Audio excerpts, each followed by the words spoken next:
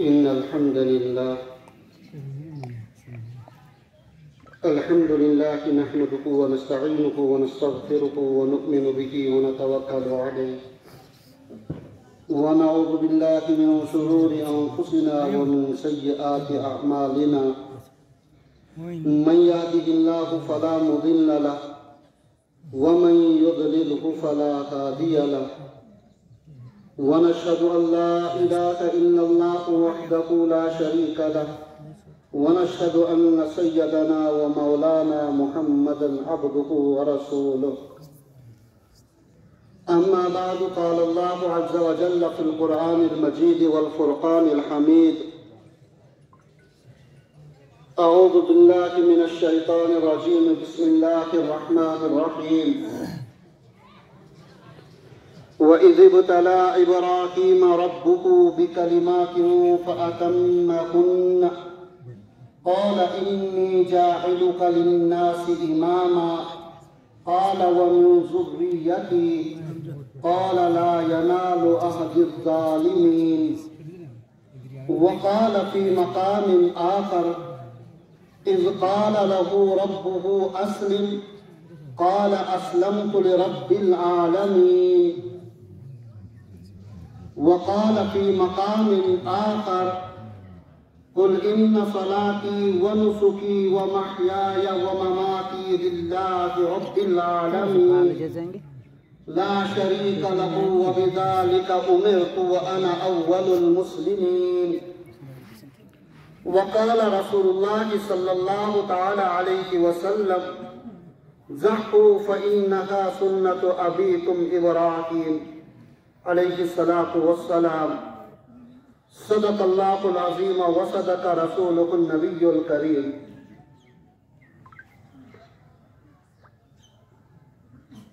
میرے بھائیوں، بزرگوں اور دوستوں،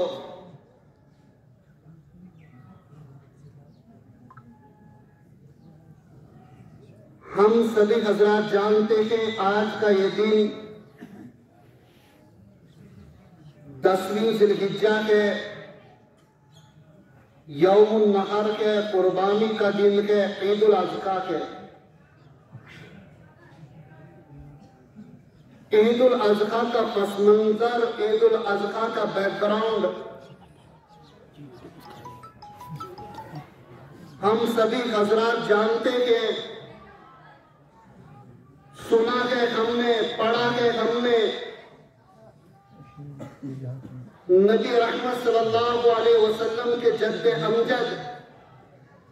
حضرت ابراہیم علیہ نبینا علیہ السلام کی قربانی، ان کے امتحانات اور ان کے امتحانات کے اندر کامیابی، یہ عید الاضحیٰ اور عید قربان کا بیک گراؤنڈ اور پس منظر ہے۔ جانتے کہ ہم سب بہت بار سنا، ہم نے متعدد بار اللہ رب العزت نے حضرت ابراہیم علیہ نبینا علیہ السلام سے امتحانات لیے تھے۔ وَإِذِ ابْتَلَى إِبْرَاهِيمَ رَبُّهُ بِكَلِمَاتٍ فَأَتَمَّهُنَّ، ابراہیم علیہ السلام سے جب ان کے پروردگار نے آزمائش کی، امتحان لیا چند چیزوں کے اندر، فَأَتَمَّهُنَّ، ابراہیم علیہ السلام نے ان کو پورا کیا۔ پھر آگے اللہ نے فرمایا اِنِّي جَاعِلُكَ لِلنَّاسِ إِمَامًا، اب میں تجھے امام بناؤں گا کائنات کا، اب میں تجھے مقتدی بناؤں گا دنیا کا، اب میں تجھے پیشوا بناؤں گا پورے انسانیت کا۔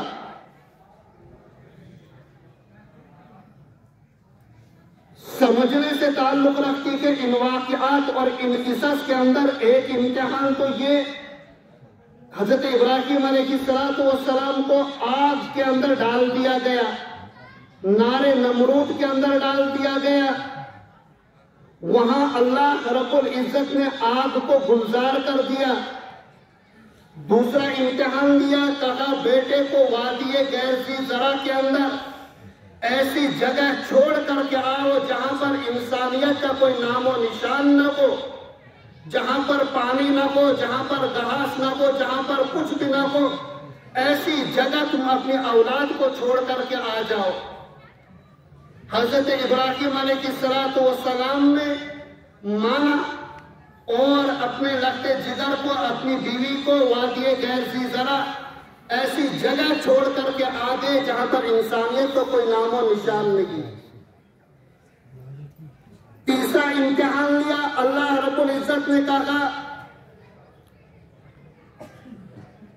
خواب کے اندر کہ اپنے بیٹے کو اللہ کے راستے کے اندر قربان کرو۔ کہا کہ میں تیار ہوں قربان کرنے کے لیے، اسلمت لرب العالمین، میں نے اپنا سر پروردگار کے سامنے جھکا دیا، میں نے آپ کے فرما برداری کی تابعداری کی۔ بیٹے کو بلا کر کے کہا میں آپ کو اللہ کے راستے میں قربان کرنا چاہتا ہوں، انی ارا فی المنام انی اذبحک فانظر ماذا تری، بیٹے میں نے خواب کے اندر دیکھا ہے کہ بھائی میں تجھے ذبح کر رہا ہوں، آپ کی کیا رائے ہے؟ تو انہوں نے کہا افعل ما تؤمر، آپ کر گزریے جس چیز کا آپ کو حکم دیا گیا کہ ستجدنی انشاءاللہ من الصابرین، ان قریب مجھے آپ شکر گزاروں میں سے پائیں گے۔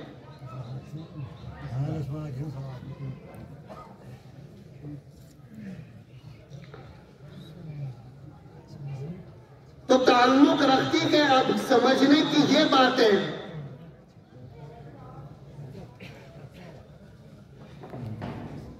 ابراہیم علیہ السلام دنیا کے اندر واحد ایسی شخصیت ہے جن کو مسلمان بھی اپنا مقتدی مانتے ہیں، یہود بھی اپنا مقتدی مانتے ہیں، عیسائی بھی اپنا مقتدی مانتے ہیں، اور مشرکین بھی جنہیں اپنا مقتدی اور رہنما مانتے ہیں۔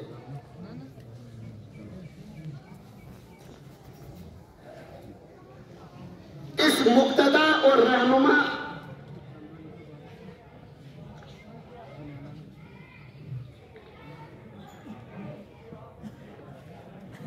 گئے عید پر، میں نے اپنی بات چھوڑ دی تھی اور میں نیچے بیٹھ گیا تھا، کچھ لوگوں کو وہ برا لگا تھا لیکن کچھ لوگوں کو میری بات سمجھ آئی تھی۔ ایک تو یہ اللہ کا قرآن اور اللہ کی حدیث میں سمجھاتا ہوں، سناتا ہوں، اس کی توقین ہوتی ہے اگر کوئی سنے نہیں، سنانے والا پھر مجرم گنہگار، نہ سننے والے بھی مجرم اور گنہگار ہوتے ہیں۔ تو اپنے آپ کو گناہ سے بچانے کے لیے، آپ کو گناہ سے بچانے کے لیے میں سیدھا نیچے بیٹھ گیا تھا۔ آج کے اس وقت بھی پھر وہی حال کہ جس نے چندہ دینا ہو بعد میں آ کر کے دے لے، یہاں پر خاموشی، یہاں پر ابھی چندہ دینے کی لینا ہے، صرف 10 منٹ آپ بات سنو، بس 10 منٹ میں بیٹھ جاؤں گا میں۔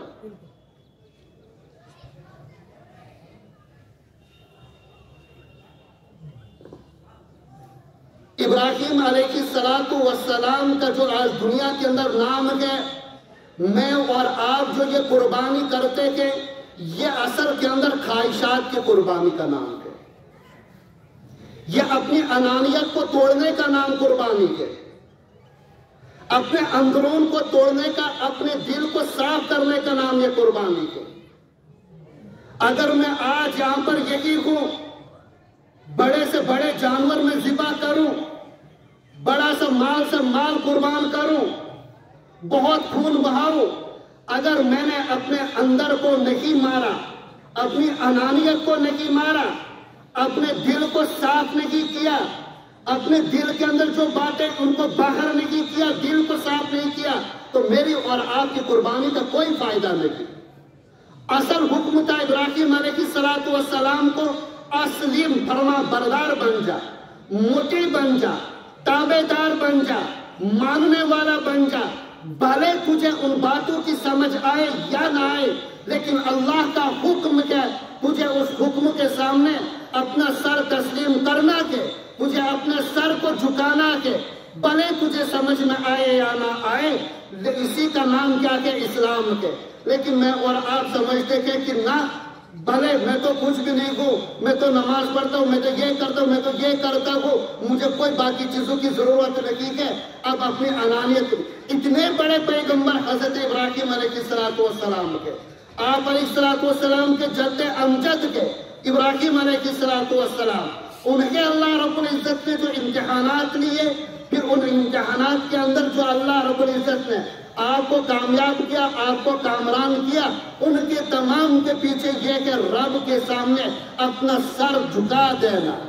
اللہ کے سامنے اپنا سر جھکا دینا، اللہ رب العزت کی فرمانبرداری کرنا، اللہ رب العزت کی اطاعت کرنا، ان تمام کاموں کے اندر۔ بظاہر تو یہ لگتا ہے